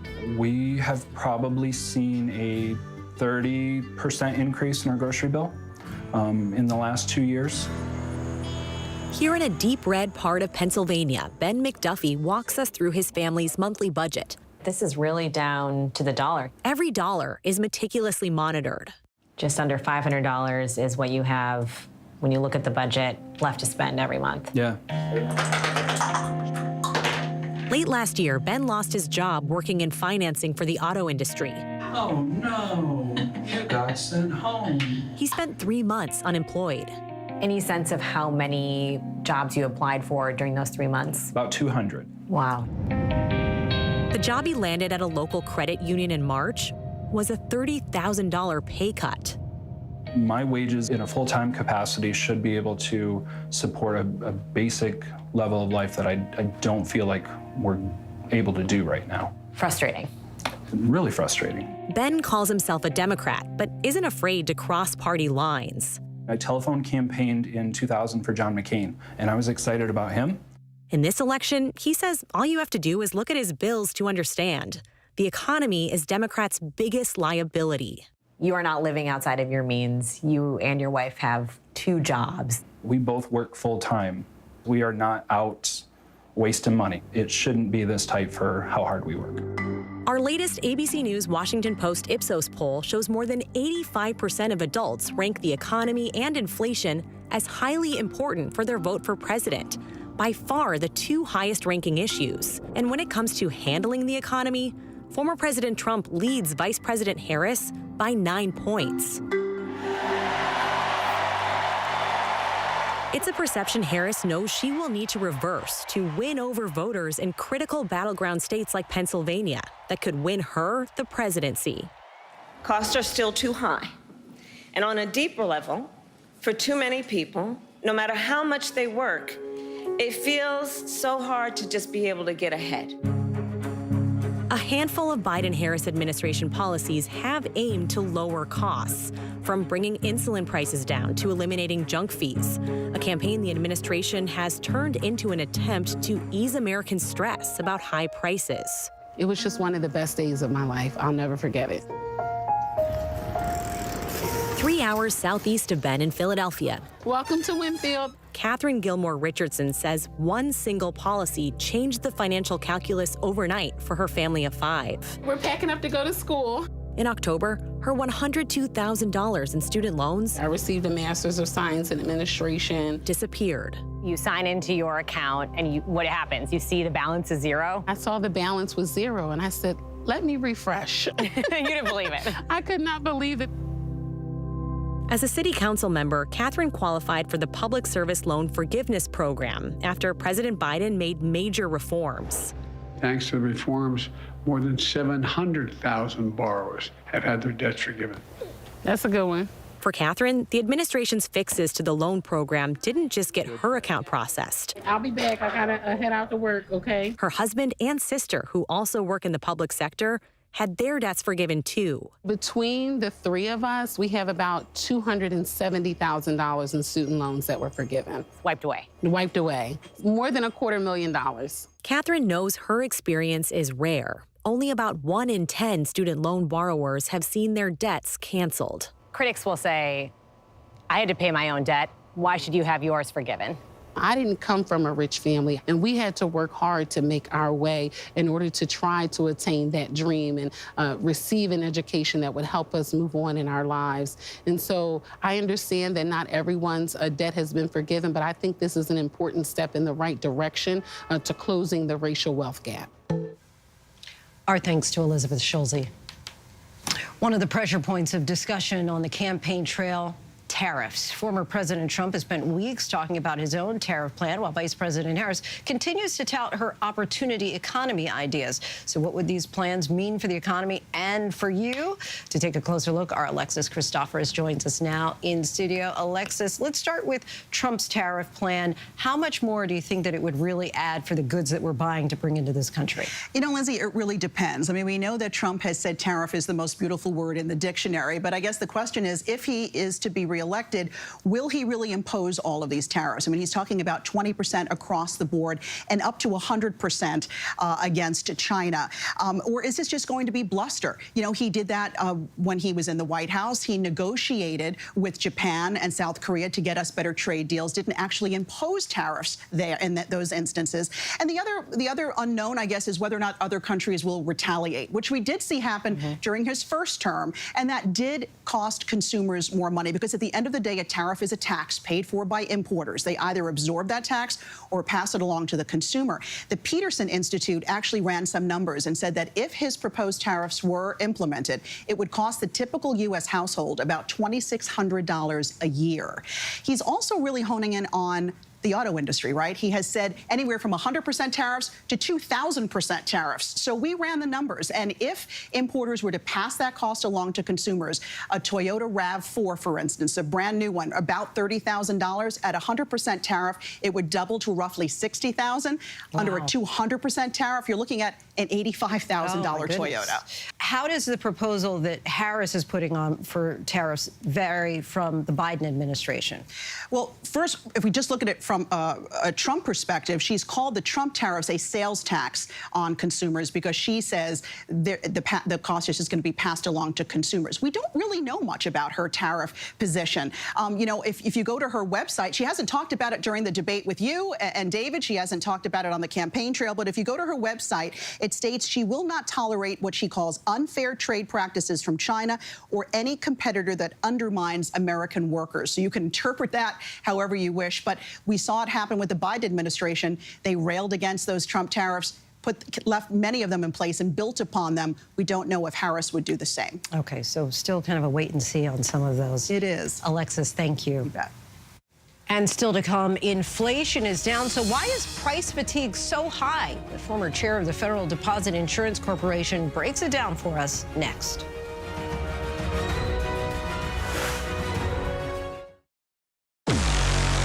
I did terrible things. I hurt a lot of people. I know who you are. Ball is in the air. You're special. Yes, it's a touchdown. What if God made me this way? FX's American Sports Story. Aaron Hernandez. All new Tuesdays at 10 on FX. Stream on Hulu. This ship is heaven. There should be no guilt on a pleasure cruise. Doctor, it's your job to keep everybody alive. No pulse. She's in VFib. 1, 2, 3. Clear. I have a pulse. You're gonna be okay.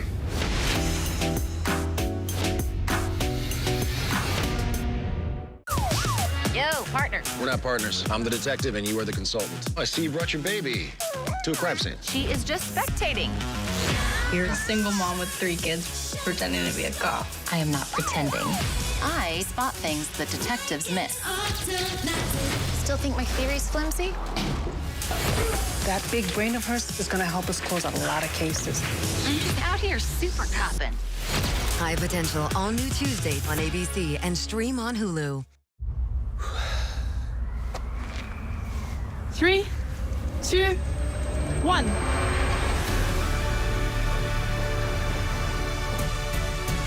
It's a 24/7 life together.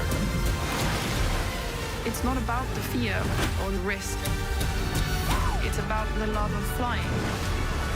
3, 2, 1.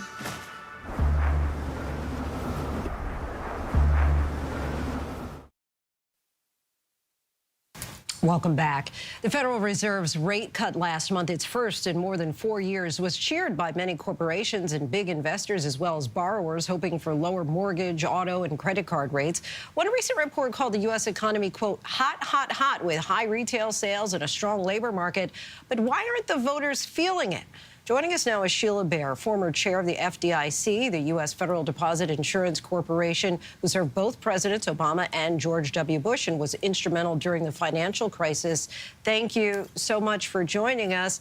Even though consumers are unhappy with the stubbornly high cost of food and fuel, inflation has eased dramatically. So why aren't you more optimistic? It is. Well, actually, I think the economy's quite strong. I actually think higher interest rates have helped our economic growth. There's a lot of research that shows low rates really are not conducive to economic growth. You have very inefficient allocation of capital. When interest rates are so low and money is so cheap, it is not necessarily invested in smart ways. So the higher rates actually have brought greater productivity, real wage growth, a very strong labor market. And, you know, if it ain't broke, don't fix it. I think look, we've been through some tough times. Prices are much higher than they were 4 or 5 years ago. But now, fortunately, those numbers are coming down. Housing's still a real problem. But other than that, I think, you know, to the extent people are unhappy, I think it's because home prices and other prices are so much higher than they used to be. And that's why I think it really should be a priority to the Fed not to cut rates precipitously, because that could bring a resurgence of inflation. I think that's really where people are feeling the pinch, why they're unhappy, and why they will be very unhappy if we see it come back. The stock market keeps hitting record highs. Home prices, as you just mentioned, they are as well. Is there any evidence that we're living inside an asset bubble? Yeah. No, I don't think so. I think, again, higher rates kind of help adjust for that. Very low rates do create asset bubbles. With housing, we have a classic supply-demand problem. The Fed took mortgage rates, real rates, deeply negative to respond to the pandemic, but the housing market has been constrained for a long time on the supply side. So you had a lot more people coming in to buy homes with these super low mortgage rates, and the supply wasn't there. We still have that imbalance, and people really need to focus on increasing supply of homes, especially starter homes. I really hope that that would be more of the focus with the presidential candidates and leadership at the state and local level, too, because a lot of the problems with supply relate to zoning and permitting requirements that are unnecessarily onerous and expensive, especially for those lower-cost starter homes. Of course, the economy has long been the #1 issue for voters. Do you think there's any chance in the, less than 2 weeks that we have before Election Day that might drop at all? Well, maybe. You know, I hope people are starting to feel better about it. Look, we've been through a lot of trauma, right? We had this terrible recession after the great financial crisis. Then we had the pandemic. We've been through a lot of economic trauma, and people, I think, are scarred and they're worried, and they're worried about it. And so, but I think the more our economy continues to show strong growth as it is now, the more confident they will feel about it. Whether that's going to happen in time for the elections, I don't know. But I think the good news is, looking forward, we're on a very positive trajectory. And again, I think really cutting rates precipitously could screw this up. We don't want a resurgence of inflation, because that's been the bottom line problem. All right, as long as you say the positive trajectory is ahead, then that's what we need to hear. Sheila Bair, former chair of the FDIC, we thank you so much for your insight and time. My pleasure. Thank you. Now let's bring in Democratic strategist Megan Hayes and Tricia McLaughlin, a Republican strategist. Thank you both so much for joining us. A recent AP poll found that 62% of voters had an unfavorable view of our current economy, but voters were split on which candidate could handle it best. They have 13 days now to get undecided voters to go with their policies. Is there anything that they say, you think, at this point that can get them to go with their plan? And Tricia, let's start with you. Well, I think Donald Trump's record speaks for itself as far as, from 2016 up until the pandemic, we had increased wages while we had low inflation and low unemployment. So I think that speaks for itself. Meanwhile, the last 4 years, we've experienced double inflation, 20% higher prices. I think Kamala Harris absolutely needs to create more daylight between her and the Biden-Harris administration, which has been historically unpopular. I think today was very unfortunate. Her closing argument wasn't going to be, what can I do for the American people? How am I going to lower costs? How am I going to make you have affordable rent, affordable housing? Instead, it was what we've been hearing for the last 10 years, that Donald Trump is the next Hitler. It was really disappointing. It was really dangerous for the country. And I think we'll see those results at the polls on November 5th. And Megan, how about you? I think that the vice president has laid out a lot of policies moving forward, and unemployment is at a record low. I think that they inherited an economy that wasn't very strong, and I think people are starting to see that. Prices are coming down. Gas is under $3 in a lot of places. Wages are increasing. She's doing a lot of things for corporate price gouging, and she has talked about her policies more. I do agree that she probably does need to continue to chart her path that she wants to lay out that's different from what the Biden administration is doing. And I think that she can do that in the next 13 days. She has a CNN town hall later this evening that, is another opportunity for her, and she's meeting voters where they are. I do think that part of her closing argument, though, is to draw the contrast between her and Donald Trump. So where the comments that General Kelly made today were extremely shocking and upsetting to a lot of people, it is important for her to have people understand why that is important, and that should be part of her closing argument, as well as laying out her policies for the economy. And Megan, let's stay with you for a moment. A recent Lending Tree report found that in 16 of the nation's largest 100 cities, childcare costs more than rent. For example, in Governor Walz's home state, the childcare average in Minneapolis is more than $1,700, while rent for a two-bedroom home is closer to $1,600. This is happening as Harris is vice president. Why do you feel that voters should trust her to make it a priority if she's actually elected to become president?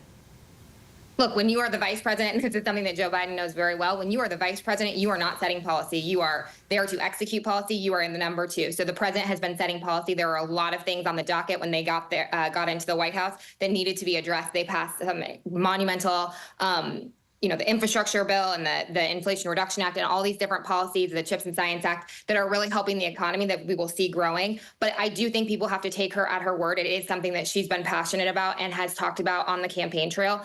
And it is something that needs to come down, and she recognizes that and talks about it. So I think that her acknowledging it is a step that people need to recognize, and I think that she means what she says. And Tricia, on the other hand, former President Trump has been criticized for not having a specific plan for this, healthcare, or several other issues. How can voters feel that those things will be a priority for him if he's elected? Well, I think on the healthcare issue, he has talked about cutting regulation. I think he should be more specific in these last 13 days and really present more of a plan. But the two issues that are top of minds for Americans right now are the economy and is immigration, including mass deportation. More than half of Americans are for that, and he has laid out a plan. Housing as well, he has gotten into specifics on as far as using federal land and increasing supply. So I do hope in these last coming days he talks more about health care, because it is on the minds of the American people. All right, Megan Hayes, Tricia McLaughlin, we thank you both so much for your time and staying up with us. That is our Race for the White House coverage for this hour. I'm Linsey Davis. Be sure to stay tuned to ABC News Live for more context and analysis of the day's top stories. Thanks so much for streaming with us. Have a great night.